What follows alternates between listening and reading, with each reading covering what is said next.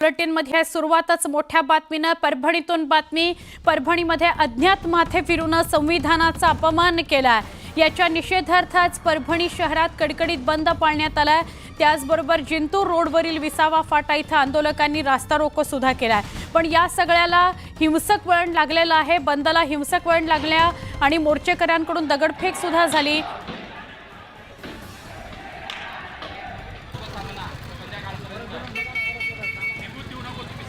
उद्धव बाळासाहेब ठाकरे पक्षाच्या सुषमा अंधारे आपल्या सोबत आहेत, त्यांच्याशी बोलूया। सुषमाजी, आज परभणी बंदची हाक देण्यात आली होती, पण त्याला हिंसक वळण लागलं, जाळपोळ करण्यात आली, परभणी पेटलं असं म्हटलं तर अतिशयोक्ती ठरणार नाही, काय सांगाल?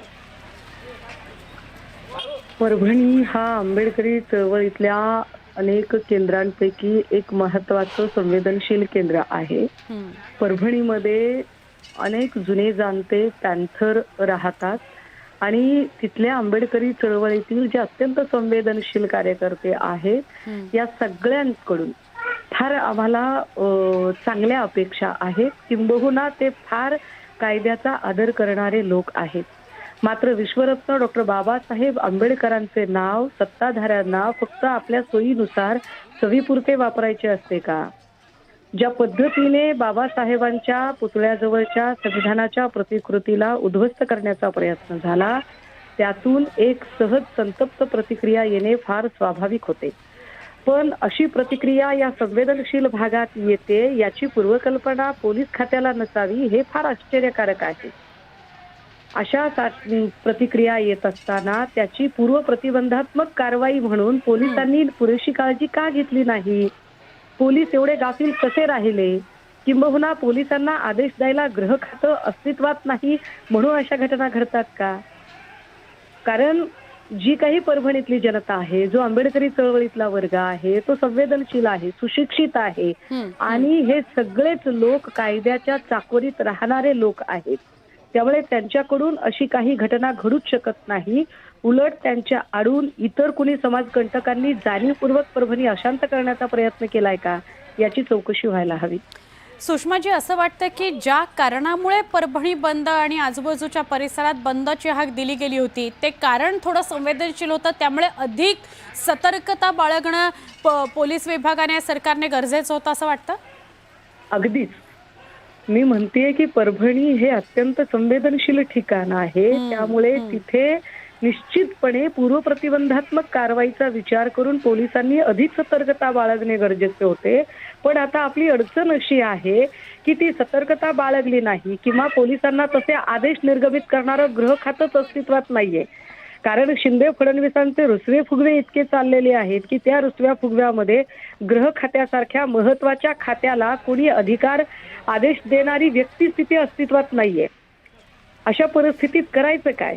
राज्यातलं जर एकूण वातावरण बघितलं तर आपण बघू शकाल की काय पद्धतीने बीड मस्साजोगमध्ये भर दिवसा एका सरपंचाची हत्या होते, किंवा पुण्यामध्ये सतीश वाघला किडनॅप करून त्यांची हत्या होते, अंबड जालनामध्ये 11वीत शिकणारे विद्यार्थिनी आत्महत्या करते, किंवा मुंबईमध्ये ड्रग्ज मिळालं नाही म्हणून 2 तरुण आत्महत्या करतात, आणि आता ही परभणीतली घटना।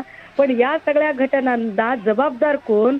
तर ज्या राज्यामध्ये गृह खातं नावाची गोष्टच अस्तित्वात नाहीये, सरकार स्थापन होऊन अजूनही म्हणजे यांचा खातेवाटपाचा घोळच संपलेला नाहीये, तर जाब कुणाला विचारायचा?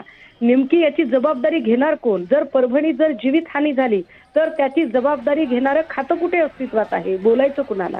हाही प्रश्न आहे। नक्की। सुषमाजी, आभार न्यूज 18 लोकमतशी बोललात त्याबद्दल, प्रतिक्रिया दिलीत त्याबद्दल। जसं सुषमा अंधारे म्हणाल्या की खूप मोठ्या प्रमाणात परभणी पेटलेलं आहे, परभणीमध्ये जाळपोळ झाली, दगडफेक झालेली आहे, संवेदनशील भाग हा आधीपासूनच होता आणि इथे जर बंदची हाक दिली गेली आहे तर अधिक सतर्कता बाळगणं गरजेचं होतं, मात्र ती सतर्कता बाळगली गेली नाही, ती काळजी घेतली गेली नाही। अनेक वाहनांची जाळपोळ करण्यात आलेली आहे, दगडफेक झालेली आहे, शेवटी पोलिसांना अश्रुधुराचा वापर करावा लागला। आपल्याबरोबर भाजपचे नेते सुधीर मुनगंटीवार सोबत आहेत, त्यांच्याशी बोलूया। सुधीरजी, सुषमा अंधारे आता सरकारवर, स्थानिक पोलिसांवर आक्षेप घेत होत्या, एवढं संवेदनशील परभणी असताना का काळजी घेतली नाही? गृह खातंच अस्तित्वात नाही, अजून ते खातं कुणाला द्यायचं हे माहीत नाही, म्हणून हा सगळा प्रकार उद्भवलाय अशी टीका त्या करत होत्या. मला वाटतं की अशा संवेदनशील विषयावर कोणीही राजकारण करू नये. कायद्याच्या माध्यमातून कायद्याच्या संरक्षणासाठी, कायद्याच्या सन्मानासाठी कायदा हातात घेऊन त्या ठिकाणी निरपराध लोकांना त्रास होईल अशी कृती, कायदा व संविधानाच्या सन्मानार्थ आपण जेव्हा एकत्र येतो तेव्हा संविधानाचा सन्मान होईल अशीच कृती असली पाहिजे. हिंसक मार्गाने जेव्हा आपण संविधानाच्या संरक्षणाच्या संदर्भात किंवा सन्मानाच्या संदर्भात आपली जेव्हा भावना व्यक्त करतो तेव्हा हिंसक मार्गाने करण्याच्या ऐवजी जे लोकशाहीच्या मूल्याच्या आधारावर जे मार्ग उपलब्ध आहे त्या मार्गावर सर्वांनी केली पाहिजे. संविधानाचा सन्मान राखला गेला पाहिजे. जे कोणी समाजकंटक असेल अशा समाजकंटकाच्या माध्यमातून अशी कृती केल्या जाईल त्यांना धडाही शिकवला पाहिजे. संविधानाच्या चौकटीत कडक शिक्षा केली पाहिजे. पण निरपराध व्यक्तींना त्रास होईल. संविधानामध्ये ज्यांच्या रक्षणाची जबाबदारी समाजाची आहे त्या वंचित, शोषित, दुर्बल घटकांवर अन्याय होणार नाही, निरपराध व्यक्तींवर अन्याय होणार नाही. त्यांचा कोणताही दोष नसताना या हिंसक घटनेमध्ये अनेकदा आग लागते, जाळपोळ होते आणि नुकसान होतं. आणि म्हणून मला वाटतं की सर्वांनी समंजस समाज जो संविधानाला अपेक्षित आहे ती समंजस भावना घेतली पाहिजे. शांतता प्रस्थापित होईल अशीच कृती केली पाहिजे. अगदी बरोबर. सुधीर भाऊ, आत्ता तरी तणावपूर्ण शांतता आहे परभणीमध्ये. परिस्थिती चिघळू नये यासाठी पोलिसांनी प्रयत्न केले. पण एक या अनुषंगानं प्रश्न विचारायचे आहे की प्रचाराच्या दरम्यान संविधानाचा विषय वापरला गेला, तो चर्चेत आणला गेला, पेटता ठेवला गेला. त्याचं कुठेतरी पर्क्युलेशन अशा प्रकारे सामान्य नागरिकांमध्ये, सामान्य कार्यकर्त्यांमध्ये होतं आणि अशी कृती घडते या कार्यकर्त्यांकडून, असं वाटतं का आपल्याला?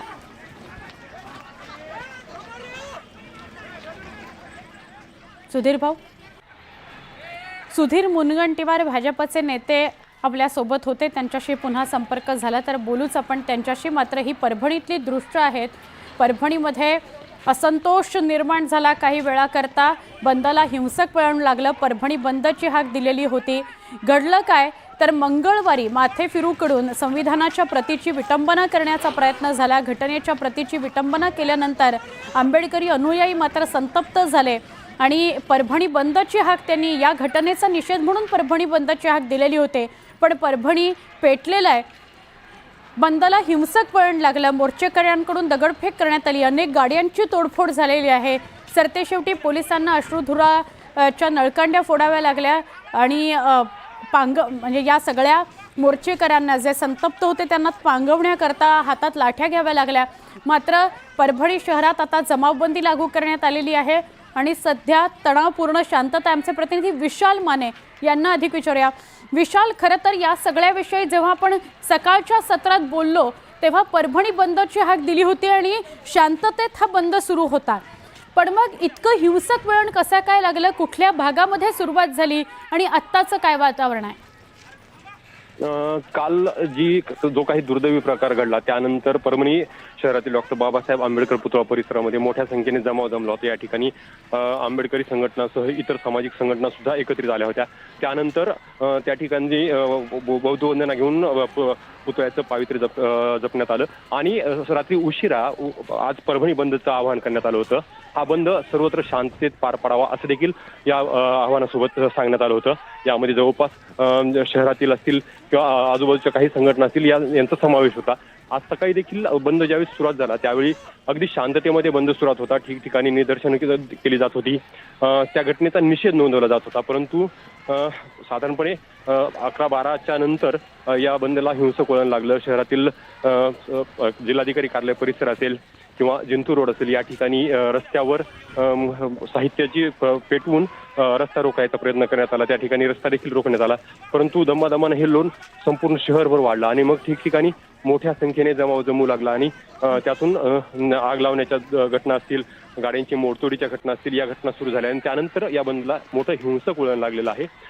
सकाळपासून पोलीस रस्त्यावर उतरलेले आहेत. हा जमाव नियंत्रित करण्यासाठी देखील प्रयत्न करत आहेत, परंतु नागरिकांचा जो असंतोष आहे तो काही थांबायचं नाव घेत नाहीये. नागरिकांमध्ये मोठ्या प्रमाणामध्ये असंतोष दिसून येतोय आणि दुसरीकडे पोलिसांचं बळ कुठेतरी कमी पडत असल्याचं दिसतंय.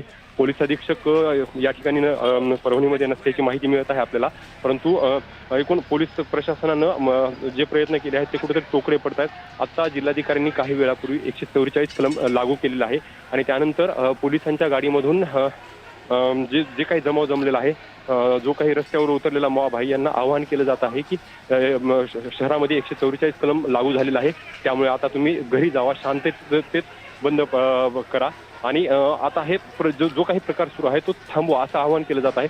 परंतु जो काही जमाव जमलेला आहे तो काही ऐकायला तयार नाहीये. जमाव रस्त्यावर आताही तशाच पद्धतीनं उभा आहे. नक्की विशाल, धन्यवाद माहिती दिल्याबद्दल.